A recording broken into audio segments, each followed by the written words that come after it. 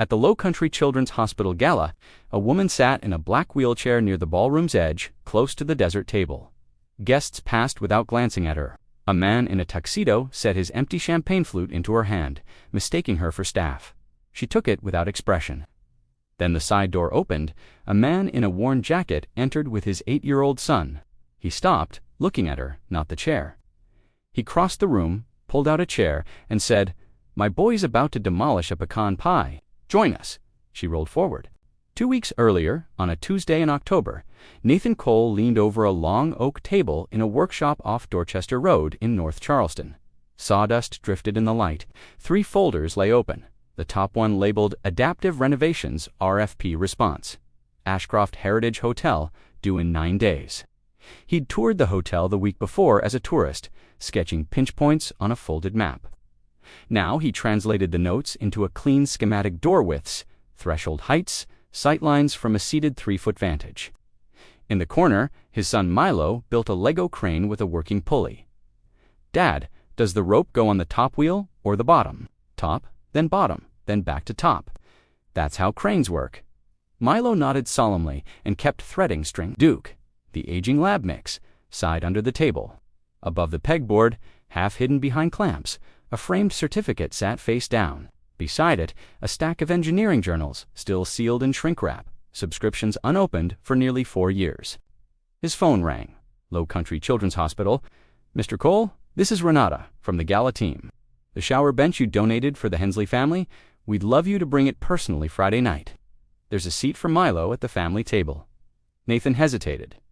"Galas aren't really my thing. It would mean a lot to the Hensleys." He looked at Milo, proud of his pulley, then at the folder marked Ashcroft on the table. The hotel hosting the gala was the same one he was bidding on. He could walk its public spaces in a borrowed tuxedo without anyone questioning why. "All right, we'll be there." Friday was overcast. Milo fought a stiff rental bow tie. Nathan tied it with hands that remembered his own wedding. His worn wedding band caught the light. He'd never removed it. Driving east over the Cooper River, he studied the hotel's columned facade and counted 3 places where the accessible route had been hidden so well it had stopped being accessible. He said nothing. Milo practiced his gala smile.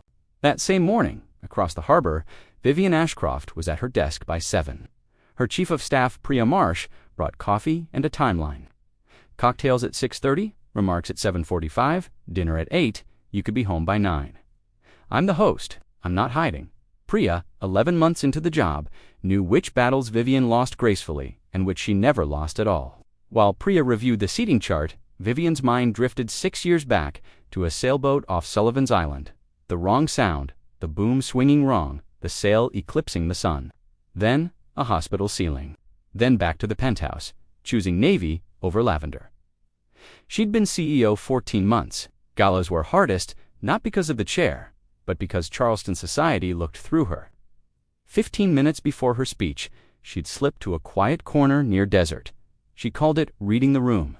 It was also hiding in plain sight. That night, in 12 minutes, at the ballroom's edge. 3 people mistook her for staff. One handed her a coat.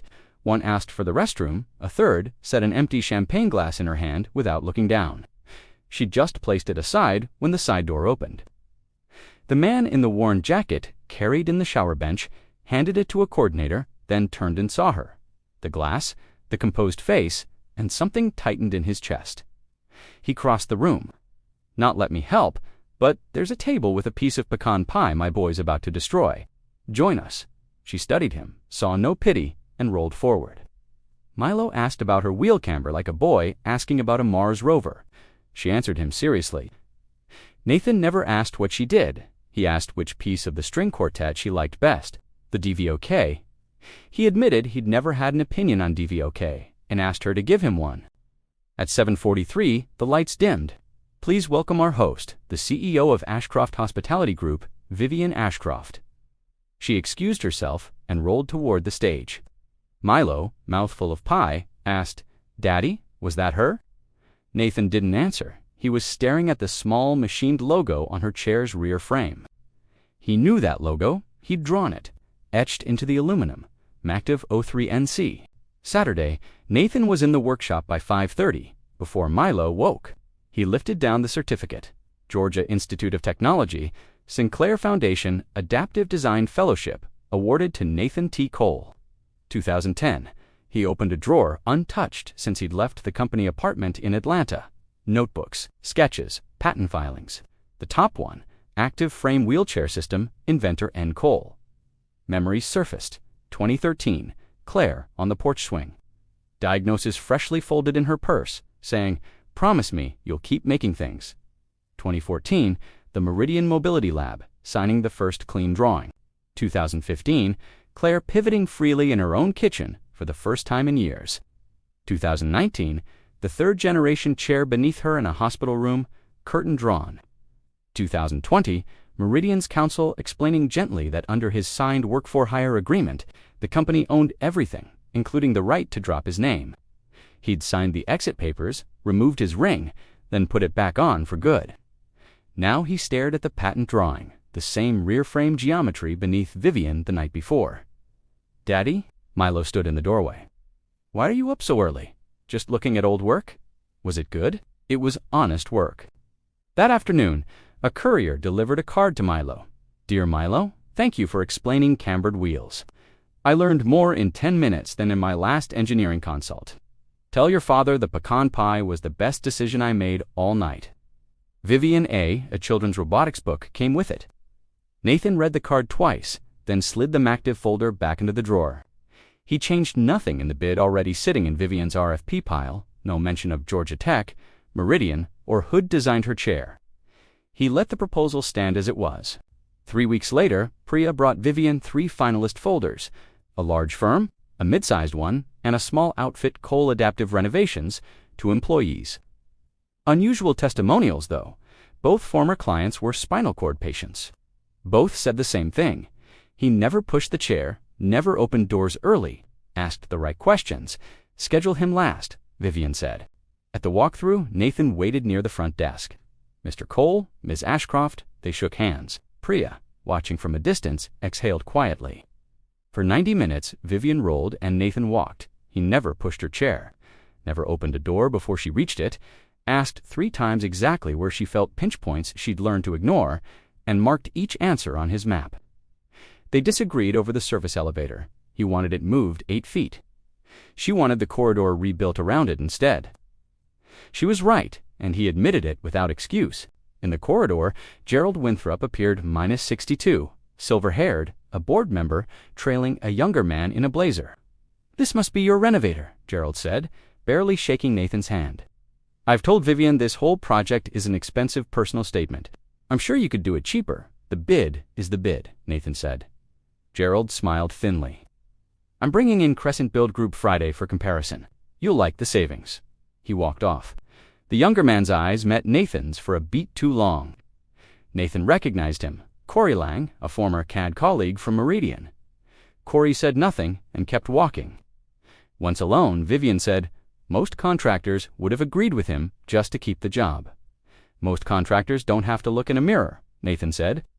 She rolled off first, hiding a smile. 5 weeks after the gala, alone in her office late one night, Vivian read Nathan's proposal. Again, lean numbers. Honest figures, but what kept her there was its opening line. "Universal access is not adaptation, it is original architecture." She'd read that sentence before. She searched her family foundation's grant archive, Sinclair Foundation, Adaptive Design Fellowship, Georgia Tech, recipient redacted, under settlement, 2021. She dug into an academic database and found the dissertation author withheld, same opening sentence. She closed the laptop without searching further. She wanted to hear the rest from him directly. She remembered reading that line at 25, at Georgetown, hunting for writing that treated disability as something to design beautifully rather than adapt apologetically. She'd forgotten the author's name and only now realized she'd been living unknowingly on a stranger's work for years. She thought of her father, who funded foundations without ever meeting the recipients, and who'd once told her he chose the ones who would never ask. That same night, Milo asked, "Dad, do you think she's sad?" Nathan considered it. "No, I think she's careful, like Mom was. Mom was sad sometimes. But mostly she was careful." "I think Vivian's careful too," Milo said. Nathan kept rinsing dishes, unsure his face was ready to be seen. Later, Alone with the proposal and Claire's photo, he realized the certificate on his bench was still glassed up. He let it stay. 8 weeks after the gala, the Ashcroft Hospitality Board convened. Gerald opened. "I want to be honest. I and 3 other shareholders, representing 14.8% of equity, have signed a no-confidence motion against the current CEO. I'm also introducing an alternative, Crescent Build Group, 22% cheaper, same scope." Vivian said calmly, "Before we vote, I'd like the board to hear from the principal designer. He's downstairs." Nathan entered with a single binder and presented for 4 minutes. Load-bearing constraints, elevator costs, projected occupancy gains, unflashy, accurate numbers. Gerald smiled. "I'm sure you're a fine contractor, but we have a cheaper comparison bid." Comment. Before Nathan could answer, Marcus Doyle, a Meridian Mobility executive Vivian had added to the board months earlier, stood. The members should know that Meridian's council confirmed this morning that Crescent's proposal uses 3 pinch-point principles patented under researcher initials NC. Filed between 2013 and 2017, Meridian never licensed them to Crescent. "Mr. Cole, are you NC?" The room went still. "Yes," Nathan said. Gerald's color drained as Marcus slid infringement documentation down the table. The no-confidence vote can't proceed against a comparison bid facing litigation within the week. The motion was withdrawn within 10 minutes.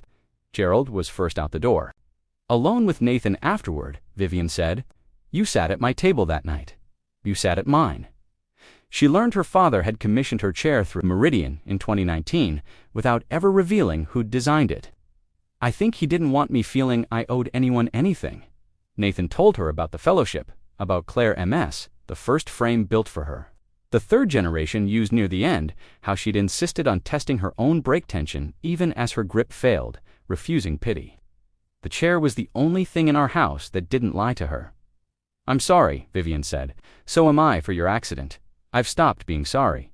Mostly. I've stopped, too, mostly." He moved his hand closer to hers, without touching it. She didn't pull away. In the corridor, Milo sat with Priya, eating a stolen peppermint. "Hey, do you think you might come over for spaghetti sometime?" Vivian asked him. "My dad puts cinnamon in it. Sounds weird, but it's good." "That does sound weird," Vivian said, "and good." Down the hall, Marcus and Nathan met by the elevator without quite shaking hands. "Should have called you years ago. I wouldn't have answered." "I know." The doors closed.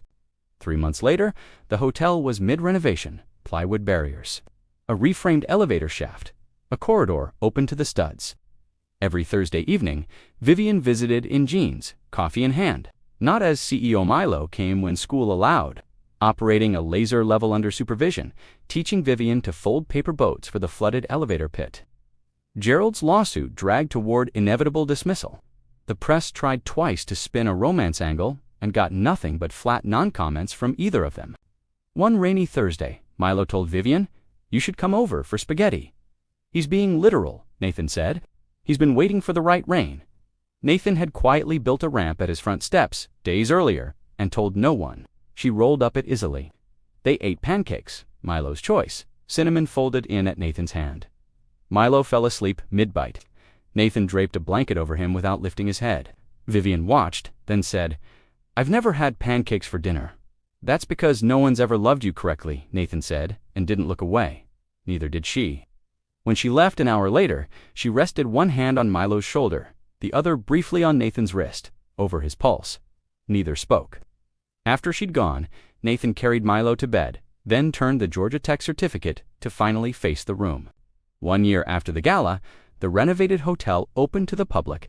Vivian thanked the construction team, the architects, the long-suffering staff, not her board, then added, unscripted, "There's someone listed in the credits as lead accessibility designer who'd rather not be up here. I'm asking him anyway, Mr. Cole." Milo pushed his frozen father forward. Nathan stepped onto the stage. "A building is only worth what it lets people move through," he said. "Tonight, this one's finally worth what it cost." The applause rolled unevenly before settling into something sure. At a back table, Gerald, invited only as a courtesy shareholder, quietly finished his water and left without a scene, the most adult exit he'd managed in 18 months. Vivian took Nathan's hand and didn't release it through the ovation or the band's return. Priya blinked hard, pretending to check her seating chart. Milo climbed onto a chair to see better, breaking house rules neither parent cared to enforce that night. Outside, the battery's lights came on one by one, and a hotel that had once excluded half its potential guests became quietly a place anyone could walk or roll into. 6 months later, on a Sunday evening, the three walked the seawall together, Milo chasing indifferent gulls, Vivian rolling the brick path, Nathan close at her side. She'd kept the same chair from gala night, refusing to replacement offers. Their year had moved through chance meetings, turned into coffee. Coffee turned into Sunday lunches. A week of soup when Milo had the flu. Meridian's filing the corrected inventor record next week, Nathan said. The settlement went through quiet. Good Georgia Tech posted the endowment Friday, the Nathan and Claire Cole Endowment for Adaptive Design. His voice caught on the name. Vivian touched his sleeve. I wanted her name first. I know. Thank you. Milo returned with a spiral shell and placed it in Vivian's lap like a technical drawing. She closed her hand around it and stopped the chair. Nathan bent to her eye level, how they'd learned to speak when something mattered. I never asked to be invited to anyone's table, she said. Neither of us was looking for one. I'm still not asking. I know. I'm just staying. I'm here. Some mornings, she still woke inside 2018, the wrong-angled August sun. But the walk back to the present had grown shorter, and the room she returned to now held warmer light. Ahead, Milo waited with a second shell. A church bell rang the half-hour.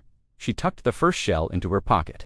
Nathan straightened, and they walked on together. The boy ahead, the man at her side, the woman in the chair her father had built for her without ever saying whose hands had shaped it. Neither had been the one inviting.